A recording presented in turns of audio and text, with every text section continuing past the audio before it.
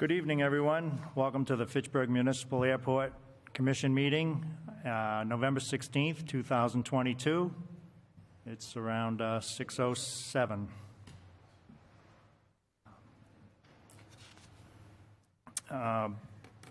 Welcome, everyone. Members in attendance. To my second right here is Richie Liberatore, Secretary. To my left, David Genesi. Myself, the Chair, Clayton Raymond. We also have Peter Kettle, Airport Manager. And members in attendance also include the Mayor Di Natale on the far right. Others in attendance are Gale Associates, Jackie Marks, and Economic Development. You know, I wrote that down. Director Mary Jo Bohart. She also has a presentation this evening. We're looking forward to that. Thank you all for coming. There's others here. I don't know who they all are, but thank you very much for attending. We're going to get through last month's meeting minutes for approval. If any. Do I have a motion to approve last month's meeting minutes? I will make a motion. Second. Thank you. Vote? Yes.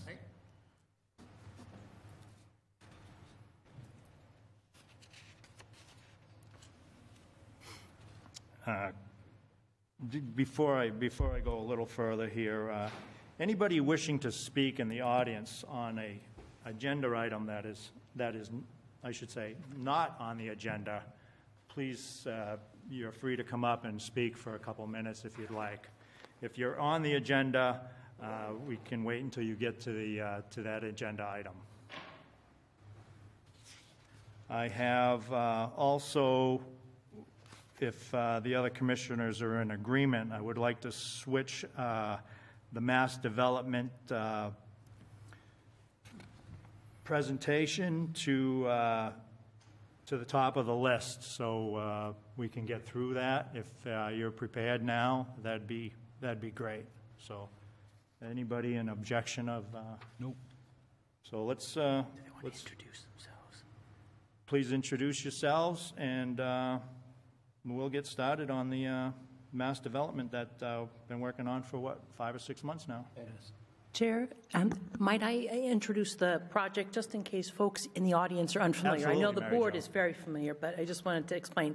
Mary Jo Bohart, Economic Development Director, and through a grant which was awarded to the city by Mass Development, and I believe we might have someone from Mass Development, Amanda Gregoire, participating virtually, but we have a consultant team. It's actually a pair of different consultant firms that are assisting us with studying how some of the former runway land could be repurposed, particularly for the non-aviation related portion. And so Vanessa VHB, we have 2 representatives, Luke Mitchell and also Brittany Gessler, and so they are here. Also, virtually, we have Randall Wiedemann and his son Seth Wiedemann, part of Wiedemann Associates. They are airport economics experts, so they part of the team, and the site planning and civil engineering kind of concepts are part of what VHB put together. What they'll be presenting is considered a draft, and that's why it's here tonight. We think it's to the point. It's been worked on for almost 2 months, maybe a little bit more than that, and it's now to the point we wanted to get the Commission's feedback. Ultimately, there will be a final deliverable. This is not that. There'll be a report and a refined version of these slides, but this is a great opportunity to kind of hear the thought process and then also ask questions of the consultant team. But the goal is to figure out the development potential for that land. So I'll hand it over to Luke and the rest of the team. Thank you, Mary Jo. Appreciate it. Thank you, Mary Jo. Thank you, everybody, for having us here. Could I ask if Randall and Seth, if you're on the line, can we hear you? Yeah. Oh. Yes. I don't think that they have Seth into as a speaking role, but he is tuned in. That's great, but we can hear you, so that's that's good. Thank you, Randall. Okay. Yeah, as Mary Jo said, we've been working for a couple of months on looking at existing conditions at the airport and really starting to chip away at the question of what the potential is for development. So a quick list of contents here. I'll give you an overview of the project, speak about the existing conditions that we were able to surmise at the airport, speak about aviation-related development, specifically some hangars that I know have been in discussion for a while. Next, non-aviation development with two versions of that. First is focusing on the option of doing ground leases. Second, exploring the idea of disposing or selling some of the land. And then we'll wrap up with the conclusions. As Mary Jo mentioned, it's still a work in progress. This isn't the final deliverable, but we're getting close to finalizing, so it'll be great to hear any feedback that you can offer tonight. So for the overview, mass development, the city of Fitchburg, and the airport are seeking to leverage the availability of land at the airport to achieve the following goals and objectives. First is to increase airport revenue through ground leases or sale of land to industrial and or commercial tenants. Second, facilitate economic development by creating jobs and expanding the tax base.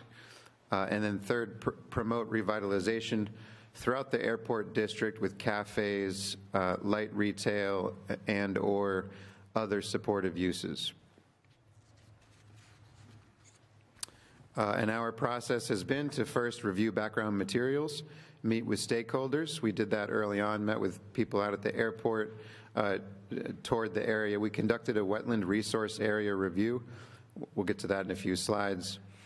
We then prepared alternative conceptual site plans, and in partnership with Randall and Seth, we created financial pro formas and identified comparative economic benefits. In other words, we developed a few different scenarios, and the question is, let's compare these apples to apples in terms of the benefits to the city and to the airport. The map that we're showing here is where we've defined aviation uses versus non-aviation uses in terms of the airport. So if you can see the dashed yellow line, that's the airport property line. What we've shaded in is red is what we consider to be space within the airport property that would be most ideal for non-aviation uses. And just a caveat here that it would really need to be confirmed with the FAA if those areas can be used for non-aviation uses. We believe that they can. So it really, in terms of non-aviation, non-aviation, really breaks down into two sites. Site 1 is in the north, located along Crawford Road.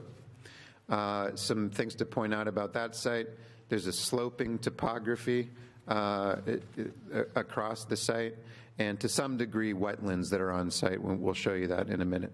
Down in the southern area, Site 2, a few major constraints to that, which again we'll get more into. But first is that you can't access the site currently with a vehicle.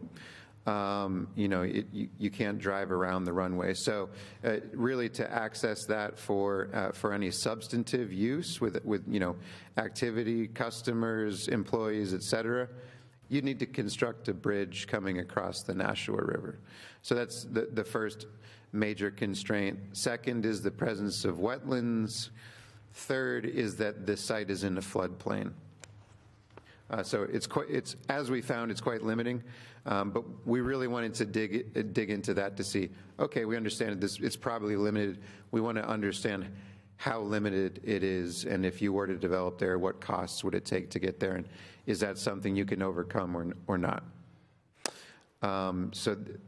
Here's a map showing the elevation throughout the study area, and essentially as this shows, the airport property is essentially a sink. It's about 30 feet below the topography around it, which of course has an impact on the floodplains and wetlands and everything else.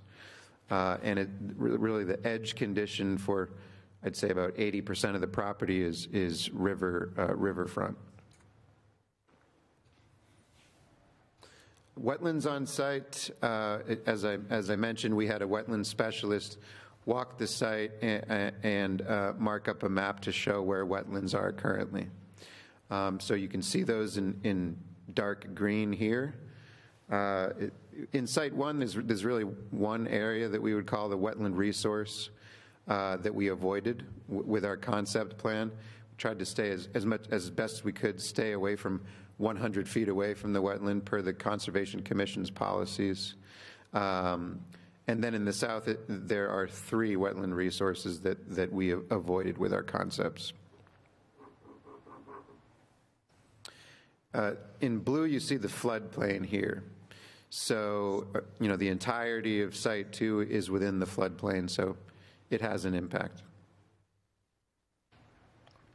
Another major constraint are the FAA's airspace regulations. So if you can see in the lower left is a 3D diagram which shows a generic airspace regulation diagram. And then to the right, it's shown overlaid on top of our aerial. So essentially what it means is that if you can see on either side of the runway, which is highlighted in purple, you can see the transitional surface, which is a linear sloping surface, 0 feet at the edge of the runway, sloping up to 150 feet. It's at a slope of 7 to 1. So this is just basically a guide that if you're going to build structures within that area, you can't build above that diagonal surface. The further away you get from the runway, the higher you can build. Eventually you reach 150 and then it's horizontal after that, but none of our concepts were anywhere close to that high. So, but we made sure that any structures we proposed were within the allowable height. This is a map showing utilities just to show that there's a water main in Crawford Street, which we can draw off of for development in Site 1. And it would be more difficult in Site 2, where most things are more difficult, as we found. So in terms of the hangar development, again, this is for the area of the airport that was designated only for aviation uses. We don't believe the FAA would be on board with non-aviation uses being developed in this area, as discussed with Peter. So, and we understand there's a need for more hangars, so this would be the ideal location for that. On the left is a screen grab of a conceptual pro forma. Randall, did you want to jump in and speak about the projection of the financial performance of those hangars? Sure. Yeah, we assumed that the RFP that is either out or going out to try to get a hangar developer to put hangars on the airport, that would attract a certain amount of development.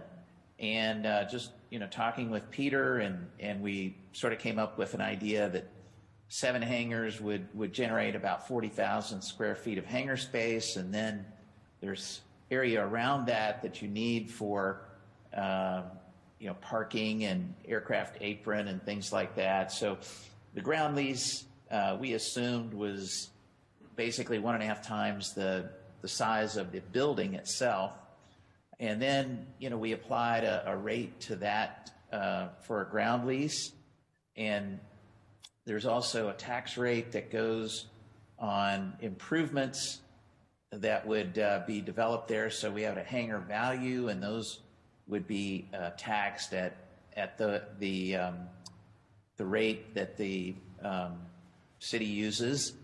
We also, there's an aircraft value that goes along with that, and so we estimated there's a different sort of personal tax on that.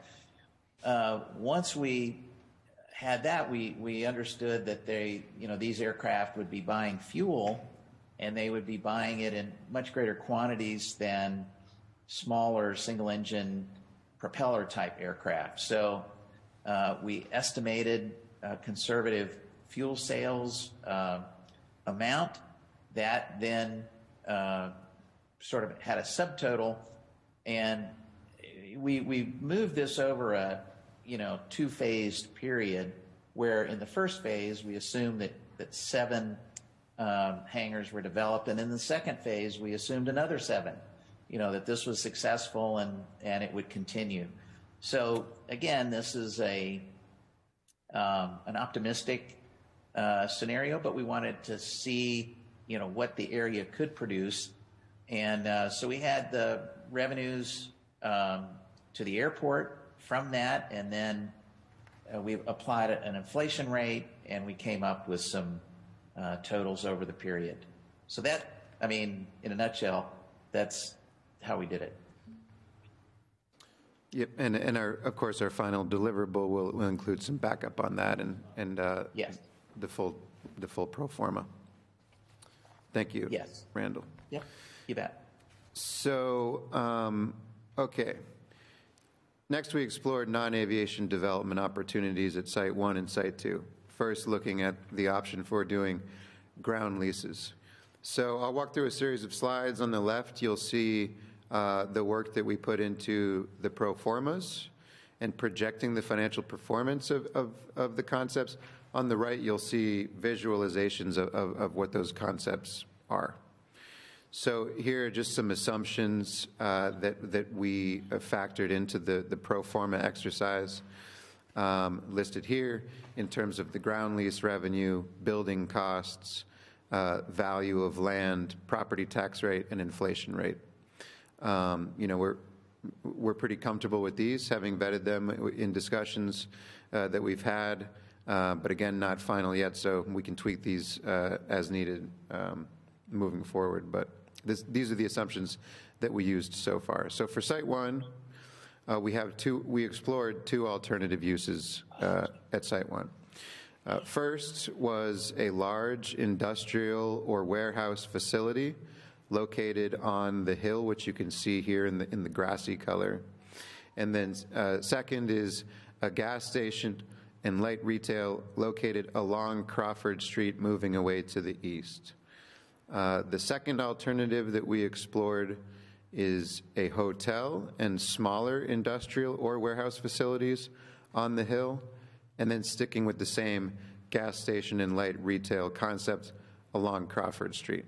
The way that we settled on those 2 alternatives, and we vetted other ideas, including residential, office, et cetera. And in conversations with the group and with Randall about the realities of the demand for space, we found these to be the most realistic options, with probably the most realistic being industrial and warehouse use, with perhaps second place being a hotel with some industrial or warehouse behind it. And then in terms of the gas station and light retail, that's really the only thing that could be accommodated on those parcels running along Crawford Street, because there's a steep grade drop-off behind those sites. So here's alternative 1A.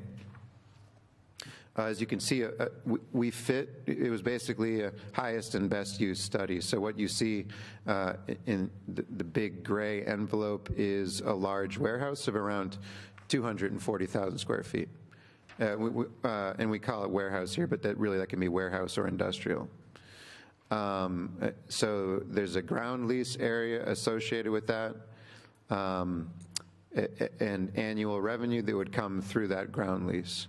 And by the way, all these numbers, we'll revisit all these dollar amounts at the end in a comparative table. So maybe I'll hold off until then to go through the dollar amounts. So the concept here is a large warehouse, and then again, along Crawford Street, retail and a gas station. Understood that there's a need for gas station in that area.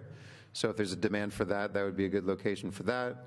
In terms of retail, we found that although you're limited by the grading, because again it drops off to the rear, there's still enough width that you could put some cafes, smaller retail establishments with some seating in the front or something like that, which could help with placemaking as well as economic development, job creation, et cetera. So again, we'll come back to these dollar amounts, but the assumption here in terms of job creation is 160 jobs, including all of those properties. Here is a concept rendering of what that would look like. Yes. Sorry to chime in. No, of course. For the recording, I'll come forward. For anyone watching at home or even in the audience, if you could go back one slide.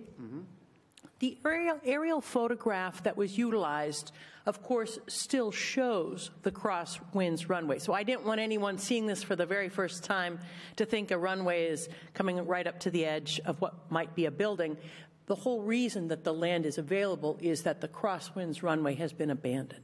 So this particular aerial still shows it, but I just wanted to throw that in. Anyone looking at this either from home or in the audience might be saying, wait a minute. So I just wanted to throw that in there. Thank you, Mary Jo. Thanks, Mary Jo. And yes, in the final package, we can eliminate the asphalt to avoid confusion. And then, so next is we did some analysis of the grading and the site work that would be required to facilitate each development option. So did you want to share anything on this, Brittany? Sure, I can speak to this.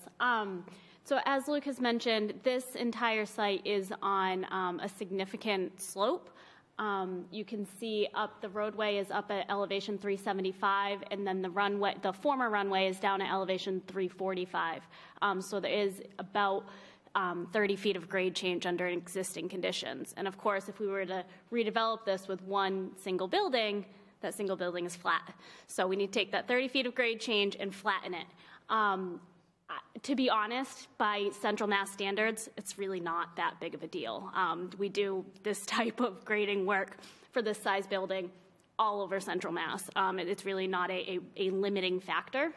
It is a fair amount of earthwork, but what's interesting is what we would do is when we came off Crawford Street, we would come down at a relatively steep slope, but something that's still safe to drive, and really cut into that slope along Crawford Street and use a lot of that fill to fill the back of the site and get the site fairly balanced. There will need to be, it's likely a net import of materials to make this work, but it's relatively balanced. But it will be a significantly sized earthworks job. But doable for sure and not out of the realm of reality of what we're seeing in Central Mass. It is also worth noting we did take liberties in assuming that stormwater accommodations that would be required to support this facility would occur elsewhere on some of the flatter lands that the airport might be retaining. That way we could really maximize the development that was available in this portion of the property. Thanks, Brittany. Here's the second alternative for Site 1. Similar to the first one, with the difference being that, as you can see, instead of one large warehouse and one flat plane, we break it up into tiers, with the first tier running along the street being a hotel. So again, we feel the warehouse is probably the most likely in terms of real estate market demand. We wanted to include this, though, just in case there is demand that emerges for a hotel or a hotel developer interested in developing a project in Fitchburg. You know, this would be a feasible site for a development like that. And again, we'll come back to the dollar amounts. This would also translate to new jobs if it was, 100% developed as drawn, to the tune of around 150 jobs. Here's a rendering of that concept. And then, Brittany, any major differences to point out from the first scenario? What's interesting about this option where we're tiering down the hill with 3 separate buildings, what that provides us the opportunity is we, instead of flattening the hill with one single slab, we're tiering down it. What's interesting, though, is that hotel, because it's a hotel, we want it to be prominent on the street and not sink it into the hill. This site actually becomes more of a net import fill site because we're not cutting those fills from right up against Crawford Street to fill in the back. But again, the earthworks numbers that are associated with these, again, are not out of the realm of unrealistic given some of the other sites we deal with in Central Mass. I also just want to touch on the retail, which I did not touch on the prior concept. The retail concepts are essentially the same in both of these options, but there is a shelf that sits right along Crawford Street, and then the slope tailors down. And what we did is we intentionally sized the retail buildings and the parking that's associated with them to fit in that shelf that exists so that there's really minor earthworks and grading work associated with those to help keep costs down and make that a bit more of a realistic opportunity. Next, we looked at Site 2, where again we had the 3 alternatives. First is a solar farm, which I know has been explored before, so we wanted to take a closer look at that. With the second 2 being similar to the first site, a large industrial warehouse facility and a large format retail store and several restaurant and light retail stores. First option is the solar energy plant. We basically sketched out a concept of how many PV panels could be accommodated, avoiding the wetlands and the buffers around the streams and the wetlands, and making sure that we steered clear of the FAA surface as well.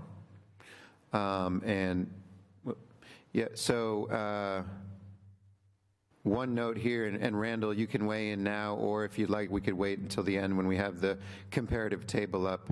But one note here is that there are construction costs associated with this, that in the absence of subsidy for this type of infrastructure, the construction costs would outweigh the revenues. So it's just a point to say that sometimes there's more subsidies out there than other times. So this would require the right moment and the availability of subsidies at the state or federal level. Yeah, and there's a tax rate that goes with solar energy, and it's so much per megawatt hour and so forth. And so we estimated what that would generate for this thing. But like you said, there's some pretty serious construction cost issues now that they're being subsidized here and there through special programs, but in general, they're not in place at Fitchburg right now. So it would be difficult to find someone to come in and do this with the current economics until there is some sort of a subsidy that could help. Thanks, Randall. I'll go pretty quickly through this alternative and the next one. The first was a large format retail store. This is sort of setting aside the really troubling challenges associated with this site. Setting those aside for a minute, simply in terms of the space accommodation, you could fit a large format retail store here with the associated parking, along with several, decently sized restaurants and retail outlets. With the next option being an industrial or warehouse facility of 200,000 square feet. So we did want to put this together for you, but Brittany has been great at realistically bringing us down to earth with Site 2. One is because of the bridge connection, which we're showing here across the Nashua River, which of course poses a significant cost and would have no use other than to facilitate development at this site. It would just go to one place and back. So the significant cost of the bridge, would need to be outweighed by any potential revenues. And then the other one being the floodplain, which I don't know, Brittany, if you want to share any thoughts on that. Sure, I can speak to that. So when flood studies are prepared, there's two ways you can prepare them. And one of the ways is a very detailed flood study which establishes elevations along the entire flood corridor. And fortunately for this, for the Nashua River in this location, they have established elevations at which the floodplain is defined. And when we looked at the floodplain in this area and we compared it against the existing topography, the floodplain is approximately 10 feet higher in elevation than the existing grade. So that really says, in a 100-year flood, there would be approximately 10 feet of water flooding in this area. And that's pretty evident in one of those first slides that Luke shared that shows that the floodplain extends for nearly the entirety of at least 75% of the airport property. And that airport property slopes down, so it has to get up in this area approximately 10 feet in elevation to extend it and cover that much of the airport. There's a variety of reasons why you need to be very considerate of how you develop in floodplain, but particularly it's really best practice to have your proposed building be at least, have the elevation of your proposed building be at least 1 foot higher than your floodplain elevation. So that would require taking this entire development, bringing in fill and filling it up 11 feet before developing. And then you need to construct compensatory flood storage. So all the floodplain we fill, we need to offset that so that it continues to flood on this site and not somebody else's site. So while I mentioned the earthworks on the first site, those are manageable. The earthworks associated with this site, really not feasible to bring in 11 feet of fill to fill us all up, and then really to excavate likely 11 feet for the remainder of it to compensate for that flood storage. So that combined with, I imagine you guys can understand the permitting and construction challenges that would be associated with the bridge crossing the Nashua River from Erdman Way, but I'm happy to discuss what that would take to make that feasible. But between access and flooding and grading, we quickly found that the site really is not feasible for construction. Yeah, I think we can read between the lines. What are you really trying to The say? drawing's terrific. Yeah, But we looked at it. yes, and so 2C, infeasible, 2B, infeasible. If any of these three would be the most feasible, we think it would be the solar energy plant, simply because you don't need the bridge. But you still have the floodplain issue, and how you surpass that is an open discussion. So there's the question of the subsidies and the question of the floodplain. But there is a utility corridor running around the runway, under the runway, that exists now, that can be leveraged. So that's a good thing. So that wouldn't need to be constructed. It already exists. And just one more note on this. Admittedly, I don't know. I'm not that educated on the parts and pieces of a solar field, but I've got to imagine if somebody's going to invest a lot of money in a solar field of this size, thinking about that their equipment could be sitting under 10 feet of water, that would be a considerable consideration. So whether they are placing it up on stilts and elevating it, or using very high technology to deal with the water, it's usually not a good thing to put electric generating materials within water. So another factor. Thank you. So, so those, basically the numbers that were shown on those slides relate to the option of doing a ground lease. Airport retains, or the city retains ownership of the property. A developer comes in, does a ground lease, improves it, and occupies it with a lease payment made to the city every year. We also wanted to explore, as I mentioned at the beginning, the idea of disposing the land, selling the land to a developer. We wanted to compare the two options. So this is for Site 1. It's a pro forma on a land sale.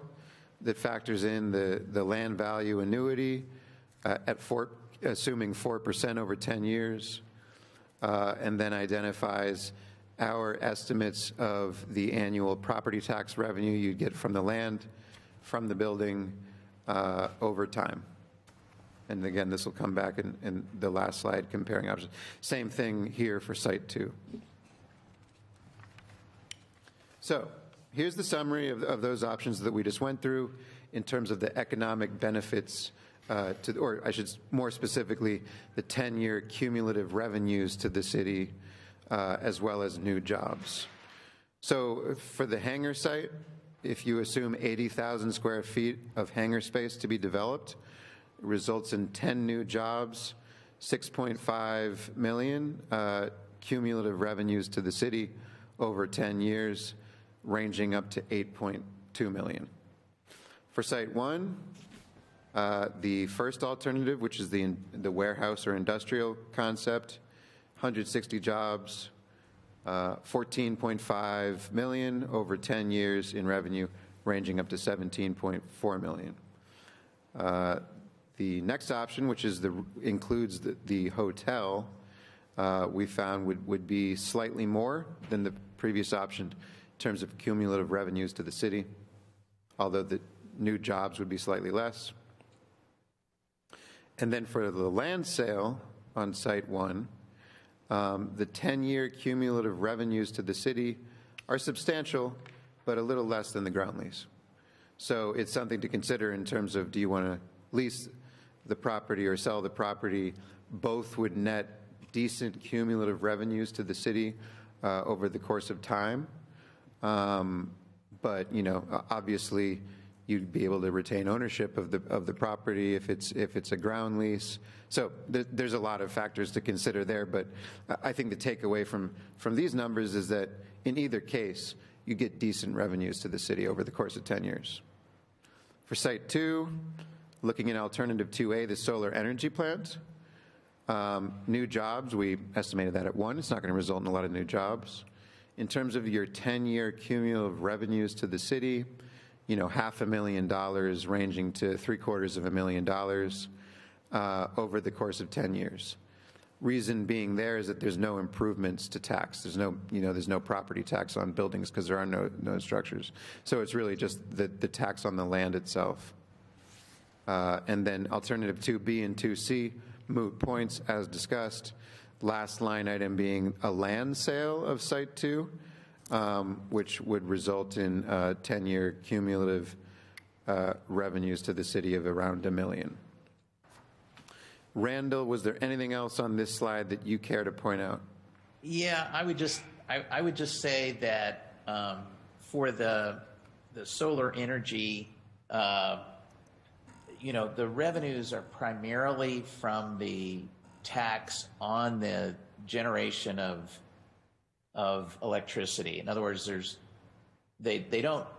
really not, the improvements are not taxed. The way that they figure out how to do it is, okay, let's tax the production of electricity.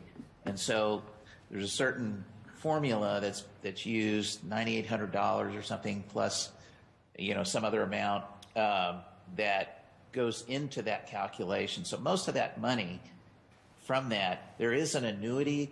We said that property, we were given a range from the assessor of $70,000 for, good, industrial property to $20,000 for, not so good. And so this is down in the $20,000 range.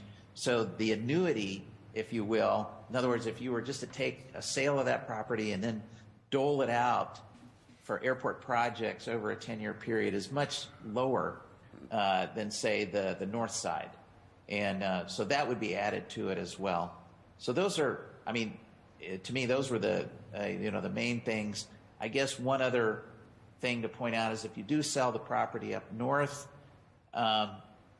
you lose the annuity after 10 years. So you still get the property taxes from the development, but that, dollar amount that you were getting every year because you sold the property, that goes away. It's not real significant because that property is like $70,000 times 18 acres, and so it's not it's not a whole lot of money, but it is something. So those were the main points I would point out as well. And the other thing I just want to point out on this is, although the numbers, and building off what Randall just said, the numbers appear to be a bit more favorable for a ground lease. If you're trying to entice a developer is going to much rather a sale, control the land, rather than a lease. And if they are investing in this property for a lease, they are going to be looking for the longest lease they can get. So just another factor to consider. Yeah, you're trying to entice people to come here and invest in this development. So that's a factor that plays. I completely agree. That, you may not be able to lease the property and get the investment in the development, which is where a lot of your tax revenues come from. And the only way you can get that is to actually sell the property. So that is a consideration, significant consideration, I guess.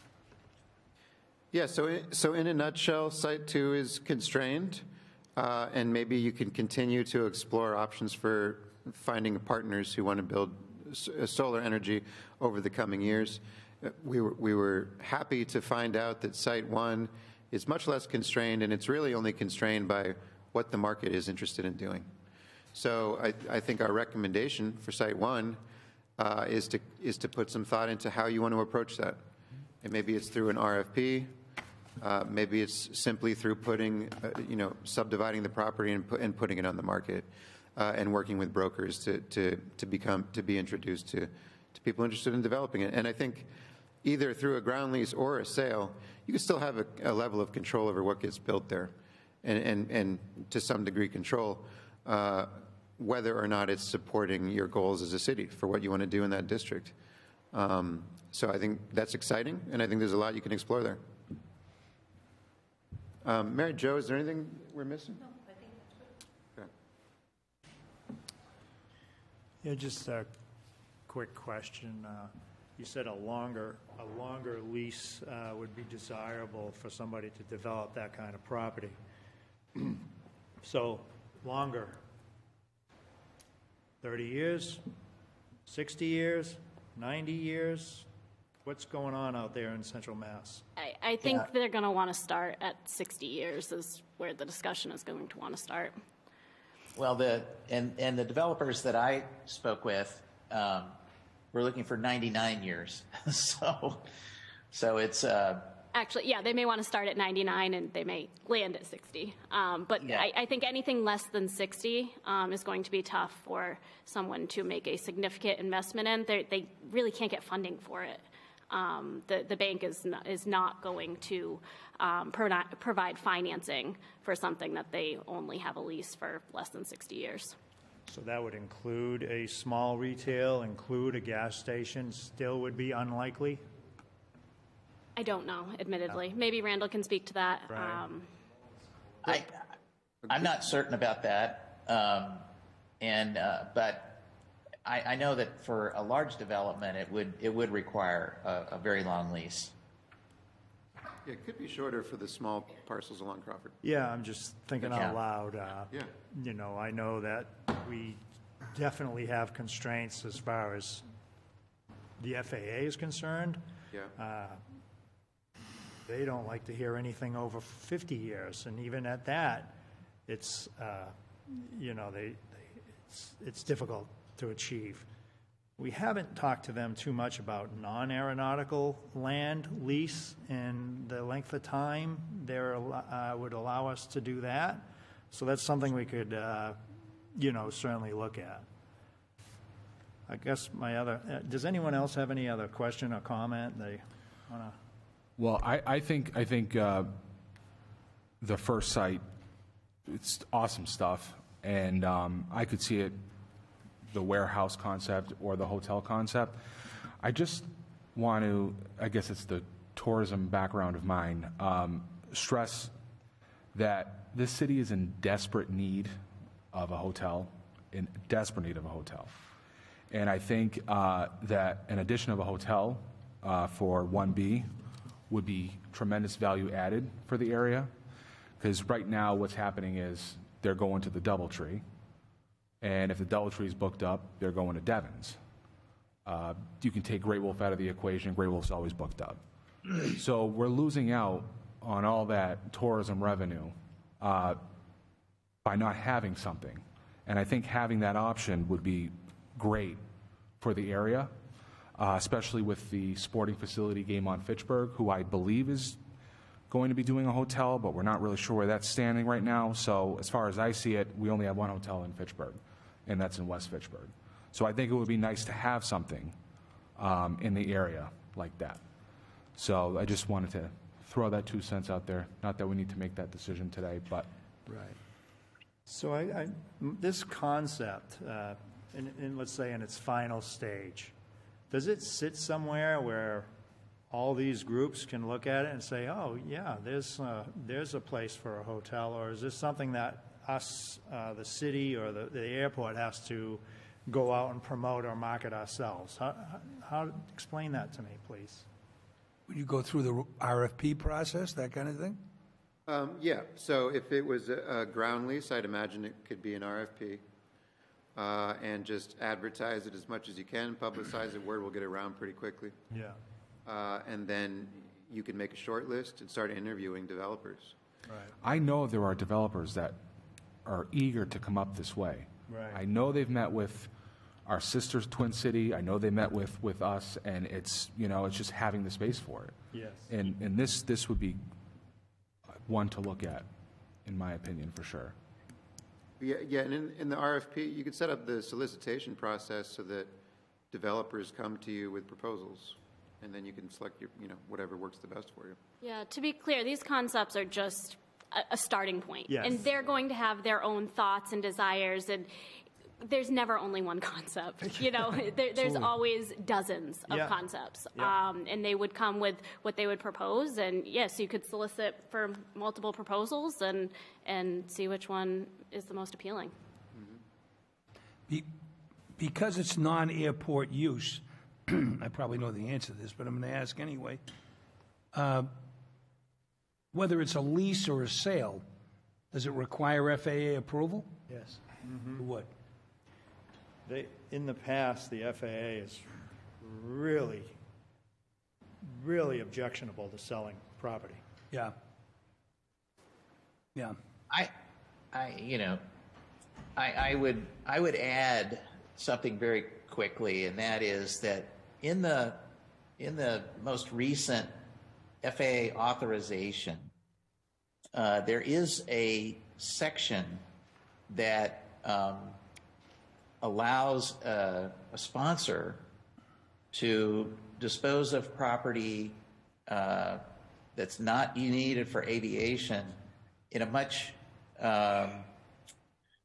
without undue influence of the FAA. Now, I realize that these type of things might take a little while to filter down into the various regions, FAA regions, but it is a significant issue, and it's something to look into.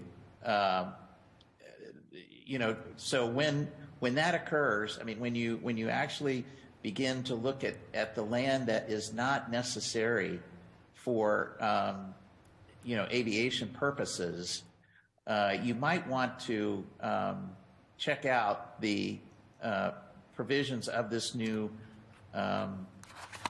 situation that is in the legislation that was recently was passed in 2018 in the reauthorization bill, but it does give the operators a lot more leeway.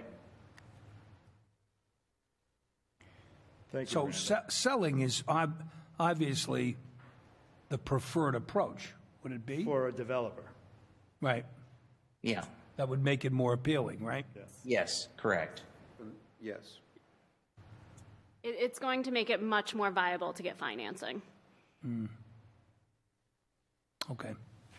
But another thing I'd point out about the market for warehouse and industrial space is that's been, it's been a good few years for warehouses and warehouse development. You can't say the same for office. More recently, lab and life sciences has really been tanking. Retail has been troubled by the change in consumer behavior. Warehouse is like the one success story over the past few years. So it's probably the safest bet. To the hotel, also possibly a safe bet.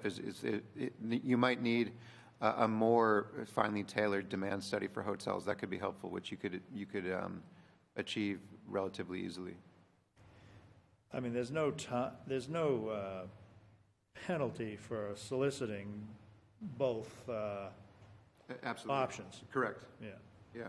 I mean, ultimately, the developer is going to propose what they want to construct, and they can create a viable project. Yeah. So these concepts, prepared on your behalf, that it's really finding someone in what they want to do. And, maybe if they want to do this, but they likely will want to do something like this, but probably a little bit different. Was there a height restriction on the hotel? Did it run into a Well, that location is under the horizontal surface, which is 150 feet above the grade of the runway. So what's the ground plane? You're already starting up about 30 feet. Okay, so 120, so yeah, 100 so feet, something as like long that. as it's 10 floors or less, it should be okay. Thank you very much. I greatly appreciate it. Thank you, Mary Jo. I understand this is a draft. Great pictures, great food for thought.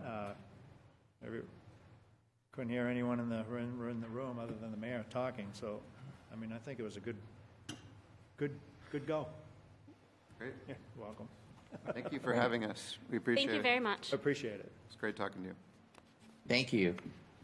Thank you, Randall. Appreciate it. Okay. Thanks, Randall. There he is.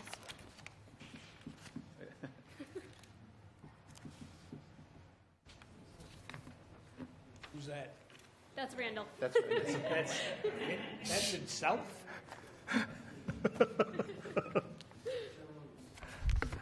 All right. Well, we're going to go back to the agenda in the way it's presented here. So item number 2, well, I'm sorry. We're going to go back to item number 1, action items from previous month's minutes. I'd like to get through these as quickly as possible. And Peter Kettle was so kind to highlight everything for me, so here we go. Building 18, Ken McLean started HVAC project, and Peter Kettle was going to let us know how that's proceeding. In discussions with one of the construction guys this morning, he tells me that they need another 2 weeks to finalise. It's virtually all installed, but my understanding is that it just needs tweaking, and Ken's in the room if he wants to say anything. The system is up and functional. So he doesn't need the 2 weeks anymore? No. Oh, excellent. That's good news. Thank you. Valentine Eye Care, Peter Kettle, Solicitor Pusateri, waiting on document delivery. No, that can take it off. Done? Yes, finished, complete. Check. Tie downs, Airport Manager Kettle, so they'll be drawing up amendments to current tie down lease, advising rent payable on square foot instead of tie down rate. And that's with the attorney. Okay. RFP 7 through 9 hangars, where do we stand on this? I think we are still waiting for a final lease agreement Correct. that we can move forward Correct. with for ground.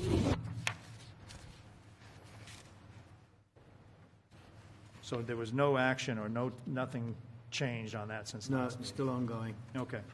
Roofs for hangar 2 and 3 Take it had off. some minor leaks. Are they fixed? Yes, job complete. Excellent. Minimum standards, this is still ongoing, documents in progress. That's in our agenda item as well. It is. So we're going to skip that for now. It's in the agenda item coming up shortly. GPU unit, looking for electrical installation on the administration building to plug a new GPU in. Yes, we got a quotation from our regular electrician, and I forwarded that to the city, and the city said you have to get 3 additional quotes. It has to go out to RFP. Yeah. So I sent a letter out to 3 of the companies that they suggested I send it out to. That was 3 weeks ago. I've had no answer whatsoever, no response. Yeah. So today, with the facilities director, Russ Karlstadt, and Mary Delaney, the procurement director, I got agreement that we could use our regular contractor. Okay. So that's going forward. Colin Smith has shown interest in constructing a 40 to 45,000 square foot, We're still in progress. waiting on a land lease. Thank you. Stephen Dyke, Yeah, that's- lineman at the airport, would like some benefit, blah, blah. We went over that. Yeah, we did. A letter's been sent to Yeah. the HR director and also to the mayor. Okay, so that's not happened yet. No. Okay.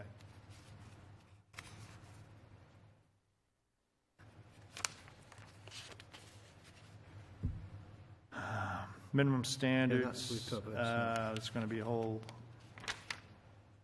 discussion. Twin City Airmotive, the 555 lease we discussed last month. Are they in agreement? They are, and Yep. we're preparing the lease. Okay.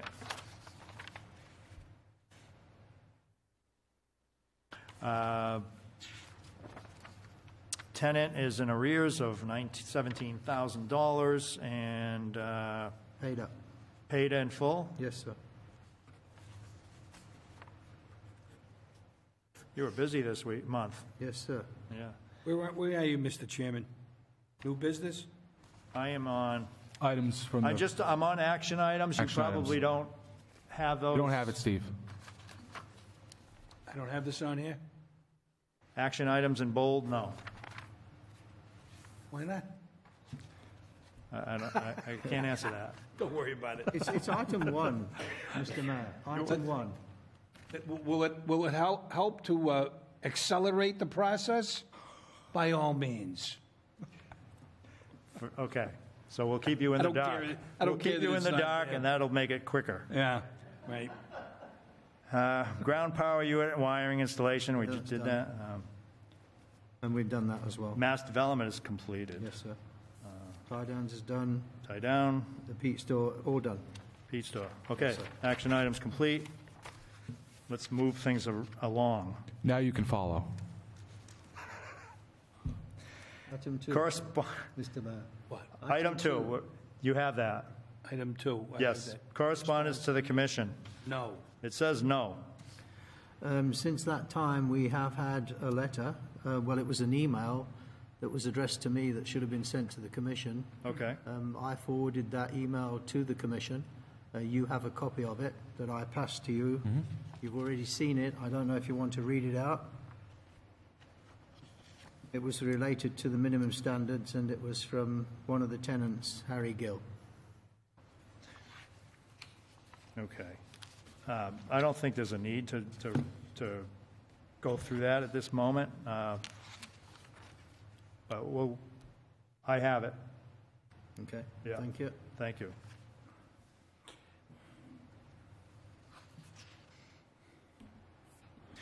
Item 3, Gale, review of ongoing work. Jackie Marks, Gale Associates. Thank you, Mr. Chairman. I'll keep it really brief this evening. So following along in your update that you have in front of you, the Airport Master Plan project, I am pleased to report that FAA has approved and signed the final airport layout plan, and the final reimbursement and closeout package were sent to FAA on November the 2nd. So that project is closed out. We're still waiting on word from FAA to be able to process that final reimbursement, but essentially all the paperwork is complete and we can move on to other things. Excellent job. Thank you. Awesome. Thank you very Thank much. One question. Sure. So earlier it was alluded to on non-aeronautical property. Does that coincide with what the mass development has come up with? I'm sorry, the non-aeronautical use land. Is it coincide with what the mass development has designated as? I'll take a look when I get back to the office and just make sure that the areas line up. But at a glance, yes, it appeared to line up with what they had in the report. Okay, yeah, that'd be good. That'd be good to know. Yep, I will do that. And if we could get a copy, I don't know if there's a draft of the mass development report aside from the presentation that was given, but if it would be possible to pass along a copy of draft documentation, we can kind of do a little bit of a better comparison. May I just ask a question? Of course. Mary Jo, was that circulated by email to all of us? Because I didn't see it on my email. Do you want me to just, I don't know what's in the report. Yeah, no, please. Okay. There isn't a report yet, because that is a part of the deliverable.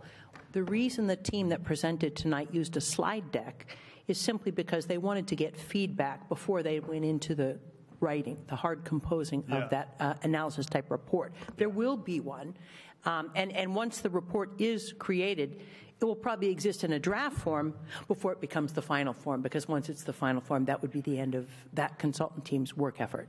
But right now, as we speak, all that exists is what you saw. Okay. Thank you. So all these papers, we can just tear up. What, can I suggest that we give this to Jackie and then she can look at it? Yeah, I absolutely. have a you copy, have yes. one. Thank Okay. you so They much. are all labeled draft. Thank but you. it's Thank you. just reiterate that this is a work in progress. Any other questions on the master plan? So moving on to page 2, the environmental assessment. As we know, the FAA has agreed to allow the project to move forward as a bill project. So they're still reviewing the documentation that was submitted as part of the AIP grant application. And I'll follow up with them this week and just see if there's been any movement on that.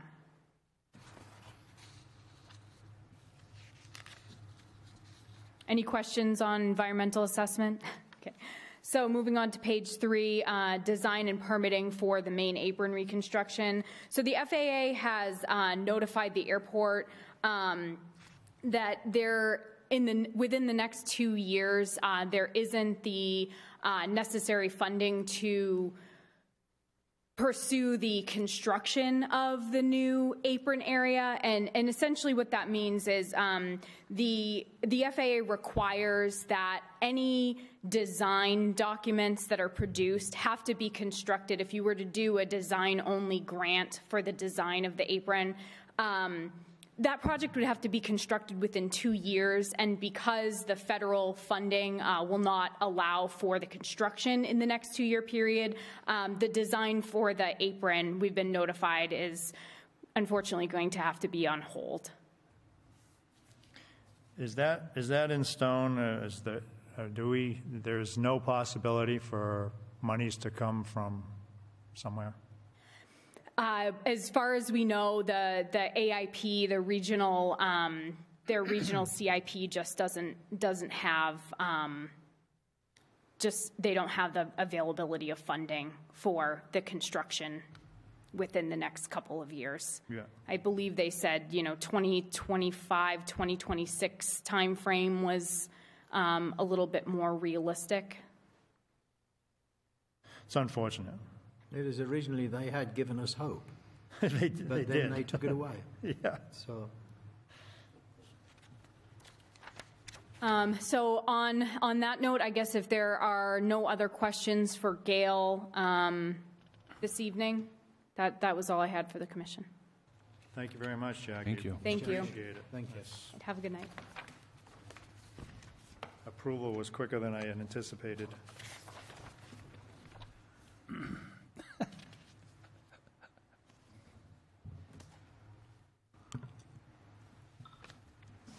Item 4, Fitchburg Pilots Association. I spoke to the chairman, and there's nothing to report this month. Okay.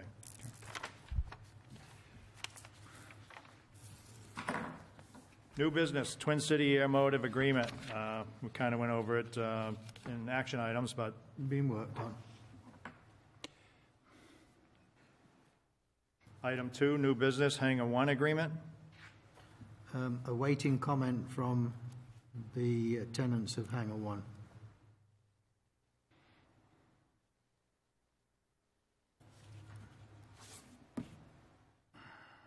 Item 3, covered. GPU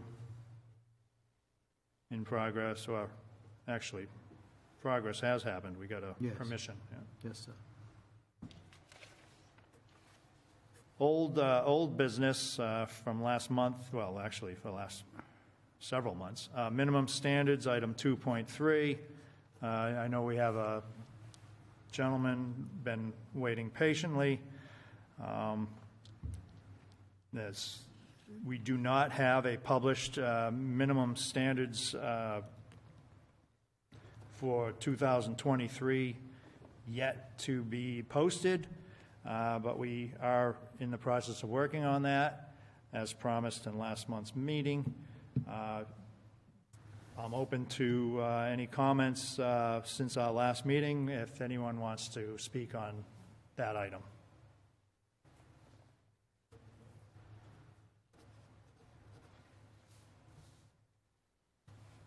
William Taylor, resident of Portsmouth, New Hampshire.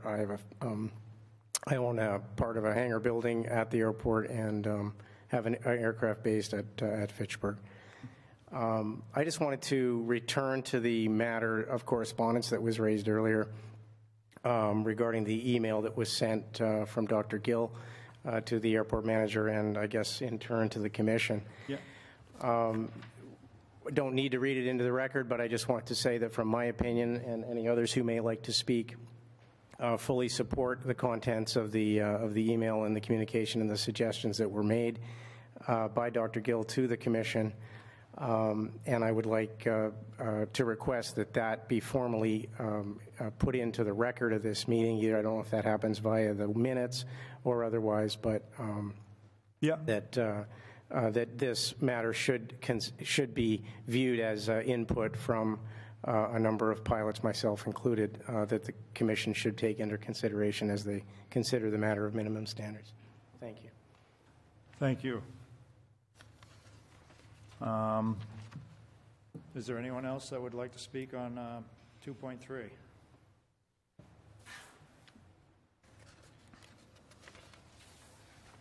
We got someone. Oh, sorry. Mark Estabrook. Yeah, thank you. Mark Estabrook, Acton, Massachusetts, president of the FACT trustees. Just regarding the draft that we were talking about last month, we were certainly hopeful we were going to look at a draft relatively soon because I think you want to wrap this up by January, February. Yes. So we're looking forward to a period in which we can comment. Yeah. Can you say any more about when the availability of either a draft or an outline or some of the changes that are being proposed can be shared? So, yes, we were hoping to have that before this month's meeting. It is not completed. I think it's further than it was the last time. It is? It will, it will be on public display. We will welcome comment, and we will look at each and every comment. Mr. Chairman, I had a conversation with the solicitor today. Okay. Tells me that our November and December are the time frames to put together the minimum standards, and then following that would be certainly public comment. So we've got some time. I know you'd like to accelerate that. And no, not necessarily. I'm just asking to make sure there's time enough for us to review, comment, and have some back and forth. Absolutely. That's all. Right. That's all. We're not trying to rush it. No, that's a given as far as we're concerned. Okay, thank you. We'll have that opportunity. I mean, there is some semantics on our end that are going to take time. Once the minimum standards are all put together, not only you are going to be able to view them, but the commission is going to also view them. Then when we decide on them, then it's going to be another 30 days before it's got to be approved by the FAA and so forth and so on. Sure, but what we're asking to do is get ahead of that process. Yes. The farther it goes without comment, the more difficult it's going to be to walk it back if there's reasonable inputs that we can make and if you agree to them. So that's all. We're just trying to make sure we don't get into a contentious area around these standards.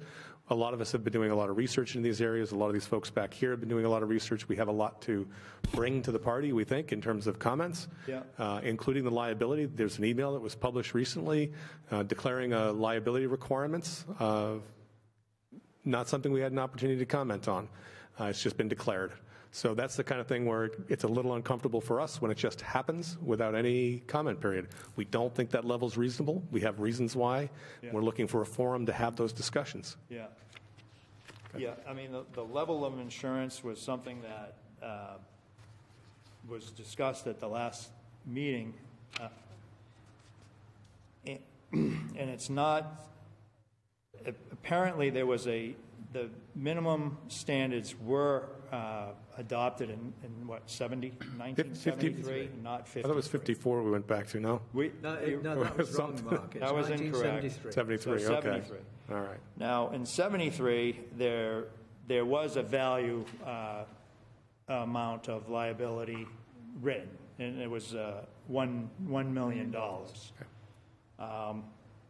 At last month's meeting, Peter did quick math on, the amount of dollars lost if the planes were, to be burned and the hangars were disappeared and whatever. There's more to it than that. There's, if there's a fire or some kind of loss in hangar A and it's attached to hangar C, and hangar C's plane is also out of commission, well, I mean, that person is going to want to, be reimbursed for losses of use. So that's not even considered in what, we had spoke of last month. So it's a complicated issue. I mean, it's possible that it's already insured by fact, but we don't know that. I don't have that, insurance policy, neither does Peter. And so this is a dynamic. So this is why we need some room for a comment period. When we're talking about liability for FACT, as we've discussed at the last meeting, there really is no direct link to the city and a liability for FACT. Chris Lund, Attorney Lund, can speak more to that than I can. But it's risky to have an airport. If you want to eliminate risk, close the airport. So other than that extreme, we need reasonableness. So we've done some research. The typical that I'm told from an insurance broker for aviation who does these insurances is that $1 million is typical in this area. And not only is it typical, trying to get $2 million for an independent operator. So I'm not talking about an FBO that's based in a 6,000-foot hangar. I'm talking about an individual who comes onto the field. Their comment was they're very likely not going to get a $2 million policy at all. They just won't do it. In our own aircraft, we used to be able to get $2 million policies. We can no longer get those. $1 million is the maximum that we can do. So what is the typical? So the good news is minimum standards is fairly typical. Wasn't something I was aware of until recently, but that's one of the items that have come out. It's encouraged by the FAA, supported by AOPA, EAA, and it's quite common. So we've agreed that, minimum standards make sense. We're just asking for a process to look at this and have a discussion about it. We would argue the liability is not, and it's going to curtail or completely eliminate competition on the field for the services that are necessary. And that also is not supported by the FAA. So there are counterbalancing things going on here that ought to be thought through. I do not disagree. Thank you. Okay. That's all I have. Thank you. Thank you. Anyone else want to comment on minimum standards, item 2.3? We, as a commission, will do our best to get at least a draft posted for some kind of a public comment, even if it's a rough draft. Solicitor Pusateri was probably optimistic for a July vote, but it more than likely will be sometime in February.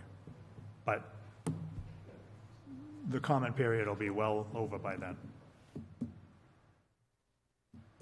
Appreciate it, everyone, for coming.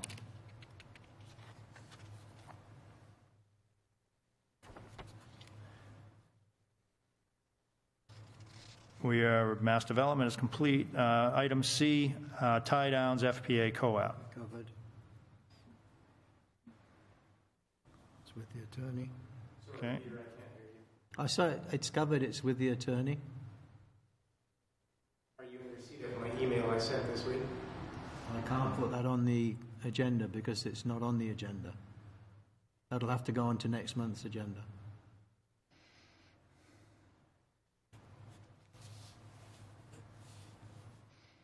And I did just so you both know, I did ask the attorney to actually respond to you.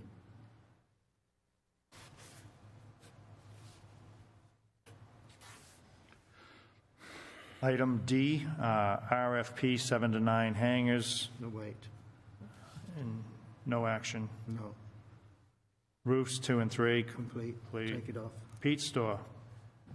Why is that still here? Well, it is still there because they were interested in leasing the land that Mass Development have been discussing. Right. So maybe that can now be portrayed to the Pete store. This is the design, this is what's going to happen. Yeah. So when the RFP goes out, they have the opportunity to bid, like everybody else. Yeah, I remember now. Okay? Yes. They were waiting for the ALP to be completed. Exactly. Yeah. Thank you. Convergent Energy was also waiting on the Yes, it ALP. was. I will speak to them Okay. as well. And we've covered Stephen. Yeah. Approval of commitments and abatements for last month. Is there anything the commission needs to No. approve? No. Executive session needs to be announced prior to the meeting. There is no executive session this evening. Date and time of next regular meeting is December 21st, 6 p.m. at the Legislative Building, which is right here. Motion to adjourn. Motion. Before we do adjourn, can I just ask a question, please, Mr. Chair? Normally, December the 21st is not a good time because it's so close to Christmas. Yes. So it's usually brought forward by a week. I think it could be brought forward by a week and we could have the meeting in the new administration building, but it wouldn't be here because those days are already filled. So it's up to the commission. If you want to stick with December the 21st, it's fine by me. I'd like to run it by all the commissioners first. I'll get back to you, but for now, Okay. December. So- I would suggest doing your shopping early this year. What would you suggest, It could be the week the before. 14th? That's the 14th. It's the 14th. Yeah, that's fine. Steve, there's nothing, do you know if there's anything going on? Do you have anything on your calendar? Oh, I don't He doesn't hold his calendar. know. I'm giving him too much credit, you're right. I'm going to call Joan. Nothing in this building that I know of, anyway. Yeah. Should we leave it that I'll check with Russ Karlstadt, the facilities director, to see if we can get here on December the Yeah. 14th? Carlstead. You Yeah. check that, and I'll Okay. check in with Beth and David and Richie, so. I have to look at my own calendar to figure out what I'm doing on the 14th. I have no idea. All right. I'll check the availability in any case. So there is a motion on the floor to adjourn. I second that. Thank you. All in favor? Aye. Thank you. 3-0. It is 7:25. 7:25. Thank you.